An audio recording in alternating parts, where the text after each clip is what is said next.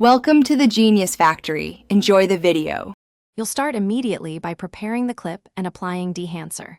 First, install the plugin and make sure GPU acceleration is on so playback stays smooth. Once done, set your sequence to the highest practical bit depth and correct color space to preserve detail.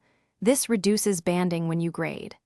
Now add Dehancer on the clip's effects stack. Select the correct input LUT only if matching camera profile, otherwise bypass to work from a neutral baseline before creative adjustments.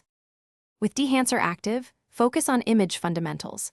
Balance exposure and white point, checking waveform and vector scope as you make changes so highlights and skin tones read correctly. Next, pick a film stock profile to define color response, then dial halation and bloom for realistic highlights and add grain to match the look's texture.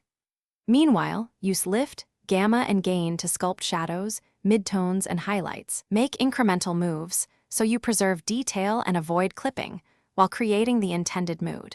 Finish by refining local adjustments. Add power windows or masks for subject separation and apply a subtle vignette to guide the eye, making sure to match adjacent shots using split screen or reference stills. Render a short test clip in your delivery codec to confirm there's no banding or unexpected color shifts. Inspect on a calibrated monitor. If the look breaks, bypass Dehancer to compare baseline footage, then re-enable and isolate the control causing the issue. Often halation or film curve strength is the culprit. Thanks for watching. If you found this helpful, don't forget to like and subscribe.